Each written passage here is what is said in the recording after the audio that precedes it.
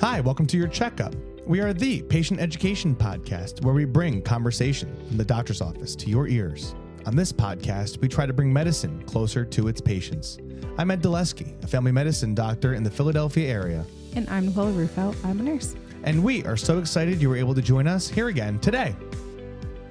So I was trying to do something where we're really great at our once a week episodes, and I like them to normally be focused on one particular topic, but I've been finding this thing where I can find a lot of health-related news things. So we're going to record this and see if it's going to stick.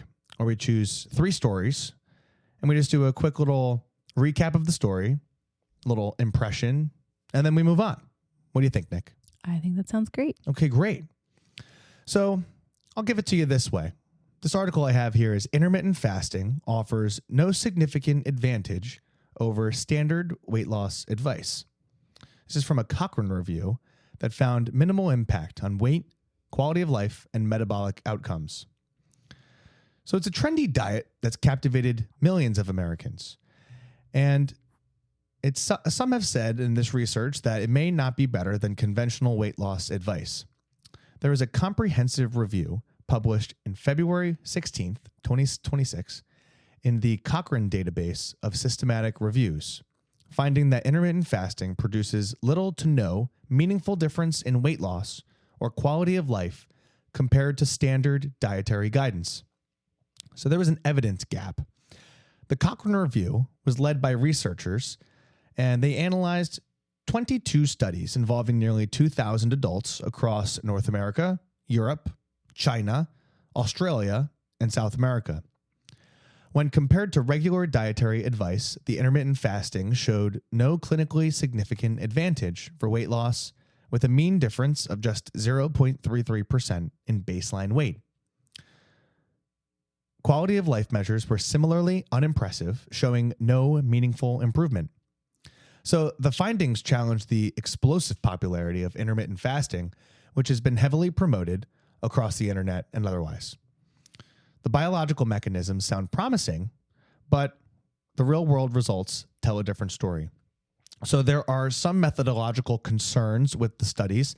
The reviewers, highlighted a critical weakness that most studies analyzed and used questionable methods and enrolled small numbers of participants, making it difficult to determine intermittent fasting's true effects. The evidence quality ranged from low to very low certainty for most outcomes, including adverse events.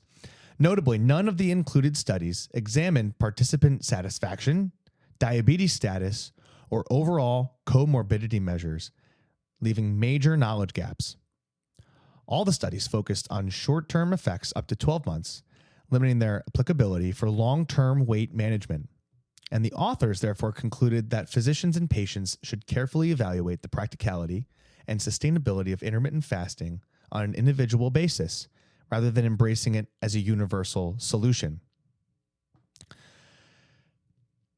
So the thing with research is that it's meant for broad swaths and populations of people, and that's what is studied. And I think it's fair to say that what works for one person might not work for another. And I've heard that this can be a healthy mechanism. And I think we go back and forth over the years, like probably a couple years from now and a couple years before this, there was an intermittent fasting article that came out saying that it might be helpful. And so this is how this goes.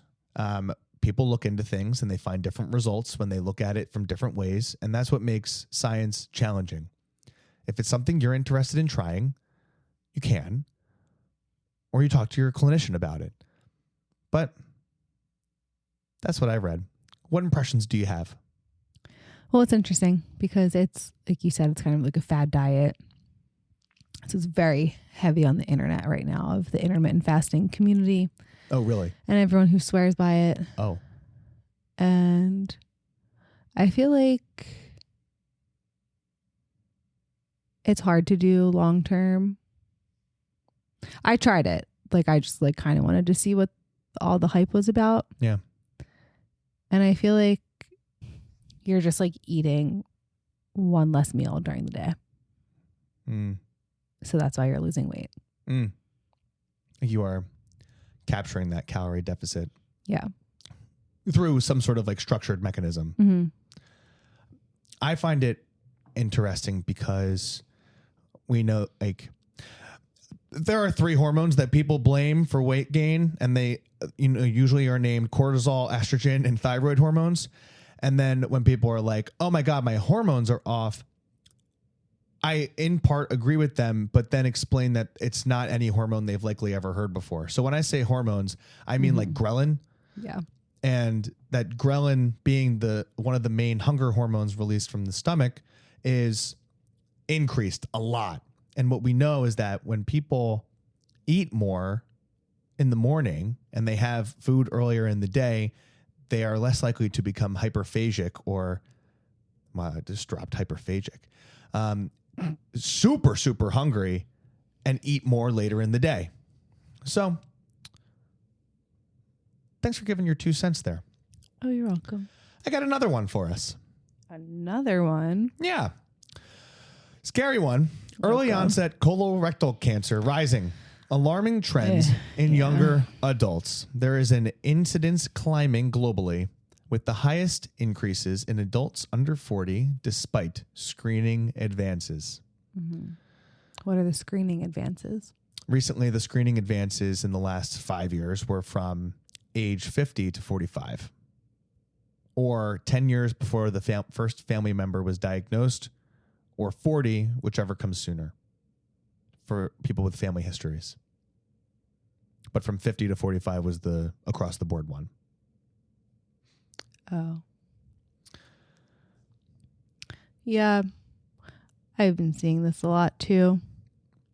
So there was a JAMA review in 2025 assessing that early onset colorectal cancer, classifying as a diagnosis before the age of 50, now represents 14% of all cases in the United States, with incidence rates climbing. That's incidence is like the rate of which a new disease is discovered.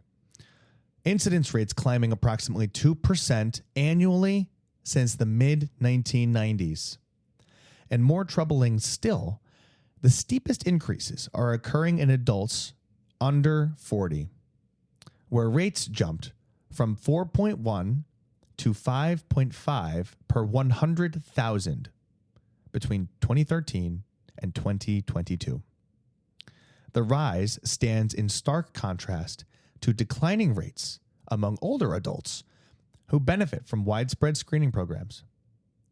There was another article in a 2025 Lancet Oncology analysis of 50 countries found that 27 nations now show increased early onset colorectal cancer rates, with the trend either exclusive to younger adults or accelerating faster than in older populations. The United States, Australia, New Zealand, and multiple European nations are experiencing annual increases of 2 to 4%. The cause remains frustratingly elusive. We're not going to make any groundbreaking statements here. Mm-hmm. While 16 to 35% of early onset cases involve hereditary syndromes, things like Lynch syndrome, most are sporadic. A 2022 New England Journal of Medicine review identified Western diet patterns. We're going to talk about this in a few weeks. Western dietary patterns, sugar-sweetened beverages, obesity, and sedentary behavior as key modifiable risk factors. That's huge. Wow. Women consuming 2 or more daily servings of sugar-sweetened beverages faced double the risk compared to those drinking less than 1 serving weekly. All right, I feel like I'm good then. Hold on. Wait. Women consuming 2 or more daily servings of sugar-sweetened beverages faced double the risk compared to those drinking less than 1 weekly. Okay. Each additional daily serving during adolescence increased risk by 32%. Wow. Oh my God. I actually was thinking about this a lot This because... is bad news for you. What? Oh. Your Mountain Dew in your childhood. Oh my God. No. That fateful night. That once a fateful year. Well, I've been thinking about this a lot. Well, hold on. We'll get to our thing. The NCCN now recommends genetic counseling for all patients diagnosed before age 50. The American Cancer Society lowered its screening recommendation to age 45 in 2019. That was close. Yet cases continue rising most rapidly in those under 40, suggesting screening alone cannot solve this crisis. Perfect. Wow. Sugar-sweetened beverages. I have been thinking about these a lot because in addition to making a podcast, I am a nerd who also listens to a lot of them. And I forget which one specifically, but it was about pediatric obesity and going after the sugar-sweetened beverages and how to talk to families about this. And if I started hunting a little bit more in my visits, looking for how many sugar-sweetened beverages do you have? Mm-hmm. And this is a very new thing. So it's about 4 in adolescent patients. And I'm 3 for 4 on teens having soda or other sugar-sweetened beverages. Oh my goodness. What do you think about this? You've been seeing this online too? Mm-hmm. Yeah, I keep getting served, oh my God, these TikToks. I don't know why, because I don't ask for it. Of these people who are 35 and they're I just got diagnosed with stage 3 colon cancer. These were the symptoms I have. And it's diarrhea. And I'm oh, sick. Yeah. No, it's awful. I think personally, my threshold. Well, here's the thing. I think far too many. This is actually terrifying because a lot of people come in with GI concerns, and they're oh, I am. I feel even any GI problem that's not cancer can already be so hard to diagnose because there's so much going on. I agree. It could be a million things at any given time. It could be. And I think far too often people get slapped with a diagnosis of irritable bowel syndrome from getting sized up. Mm-hmm. They get the once over, they get talked to, not much else happens, and then they get the irritable bowel syndrome diagnosis. And I feel that's not good enough anymore. I don't know if it was ever good enough. Mm-hmm. As a new attending, after hearing these stories and then some of them sensational for sure being online, but if it quacks and it waddles and it flies, it's a duck. And the same goes for irritable bowel syndrome, but it's a diagnosis of exclusion. And so you need all the testing to be done, probably including a colonoscopy. After reading this, I think I'm going to have a lot more people go see GI. I think I'm going to go get a colonoscopy. Well, I even had a guy come in who was totally healthy, and he was I want a colonoscopy. And he was early 40s. And I was do you have a family history? He's no, but I want it, and I need to be here for my family. And I was cool, sounds good. And he paid for it, and it was fine. But listen, if they asks your parents and all of your siblings. What's that? I said, if anyone asks, your parents and all of your siblings have colorectal cancer and you need a colonoscopy. Good point. Yeah, I guess you could. Just kidding. I didn't say that out loud. No, you wouldn't imply fraud. No, never. Well, I guess I'm going to really anchor myself to the fact that my mom never let us drink soda growing up. This sugar and therefore, none of us ever developed a taste for it. So no sugar sweetened beverages for the Aruffos. That's my big takeaway from this. The sugar sweetened beverage risk factor. And we do know that obesity is a risk factor for several cancers, as many as 13, perhaps, maybe more. And that risk persists. So that is also an interesting thing. For a disease once considered rare in younger adults, it's becoming the leading or second leading cause of cancer death. Perfect. Yeah, excellent stuff. Sorry to hit you guys with that. Not the best news at all. Let's see what else I got here. Is there anything more possible? More positive. More positive. Oh, this one looks good. Oh, thank God. Here we go. Moderate caffeine intake linked to lower dementia risk in long-term study. Oh, what's moderate? A study of 130,000 Americans finds that 2 to 3 cups daily may protect cognitive function. Look at us. Here we go. Your morning coffee habit may be doing more than keeping you alert. A major study tracking over 130,000 Americans for up to 43 years. Wow.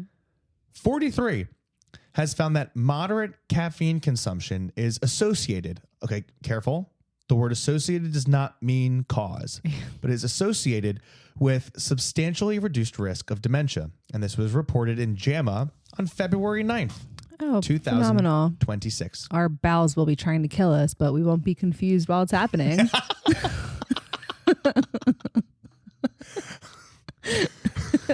Jesus.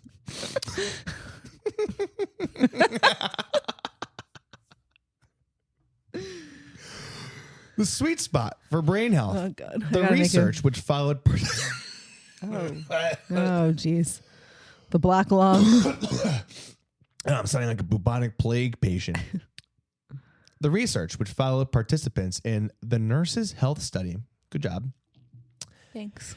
And health professionals' follow-up study revealed a striking dose-response relationship. Those who consumed 2 to 3 cups of caffeinated coffee daily showed an 18% risk lowered of developing dementia compared to non-drinkers.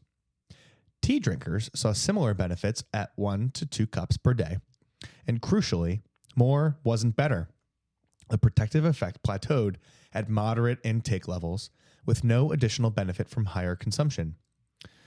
The findings held up regardless of genetic factors, including the ApoE4 gene variant that dramatically increases Alzheimer's disease susceptibility, and decaffeinated coffee showed no significant protective effect, suggesting that caffeine itself plays a role. So there are theories about why caffeine protects the brain, and the mechanism appears complicated, of course. Caffeine blocks adenosine receptors in the brain, which may reduce accumulation of amyloid beta plaques. It's a hallmark of Alzheimer's disease. Laboratory studies suggest it also enhances neuronal plasticity, which is the, como se dice, how well the neurons actually fire and link up with each other when people learn things.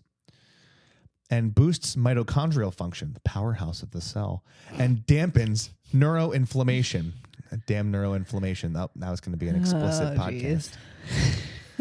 Coffee and tea's polyphenols add antioxidant and vascular benefits that may further protect against cognitive decline. I would really love to know if this study was funded by Big Coffee. By Folgers. By Folgers. every what is it their thing? Every cup. Do a dollar. No. Do the best part of waking up is Folgers. Is a cup of Folgers? Yeah. Not waking up next to the woman you love. The protective associations extended beyond the dementia diagnosis. Moderate caffeine consumers reported less subjective cognitive decline and performed modestly better on objective cognitive tests. The benefits were particularly pronounced in participants aged 75 and younger, suggesting earlier intervention may matter most. With Alzheimer's disease projected to affect 13 million Americans by 2050 and limited treatment options available, these findings offer a rare piece of good news, which is how we're happy to leave you here today. A simple, widely accessible dietary habit that may help preserve cognitive function. I think that's good news. I think it's I don't know how, I mean, it's nice that they have that data. I don't know if if anyone was thinking about whether they want to or have to drink coffee. I just think there are so many people out there who drink coffee. My mom's email name is Java Mama. I won't give you the whole thing so you don't email her. Everyone drinks coffee. I don't know. It's more rare when I meet someone and they're like, I don't drink coffee, period. Yeah, I agree. Please give me your thoughts on what you heard here? About the coffee? I like it. I'm going to keep drinking coffee. Remember when I went to a neurologist one time and was talking about my headaches? I feel like he was judging me because he asked if I drink coffee and how much coffee I drink. And I feel like he was a little bit like, you're a big dumb idiot. You have headaches because you drink coffee. Was that recently? That was when I went like a year or so ago. Oh, at that. Mm-hmm. Oh. No. Look, if this is true, great. If it's not, I'm still going to keep drinking coffee. And I think anyone who's not ripping 8 to 10 cups of coffee a day, it's probably fine. And just huzzah for coffee at the end of the day. Huzzah. Put down the soda, drink coffee. Yeah, put down the sugar-sweetened beverages. Jeez. Not good. So thank you for coming back to another episode of Your Checkup. Hopefully, you were able to learn something for yourself, a loved one, or a neighbor. You could find us on Threads. You could find us on Instagram. And hopefully you like this little bit of a new format that we're going to squeeze in here every once in a while. But most importantly, stay healthy, my friends. Until next time, I'm Ed Delesky. I'm Nicole Aruffo. Thank you and goodbye. Bye.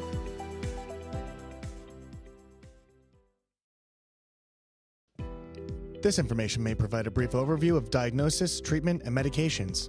It's not exhaustive and is a tool to help you understand potential options about your health. It doesn't cover all details about conditions, treatments, or medications for a specific person. This is not medical advice or an attempt to substitute medical advice. You should contact a healthcare provider for personalized guidance based on your unique circumstances. We explicitly disclaim any liability relating to the information given or its use. This content doesn't endorse any treatments or medications for a specific patient. Always talk to your healthcare provider for complete information tailored to you. In short, I'm not your doctor. I am not your nurse. And make sure you go get your own checkup with your own personal doctor.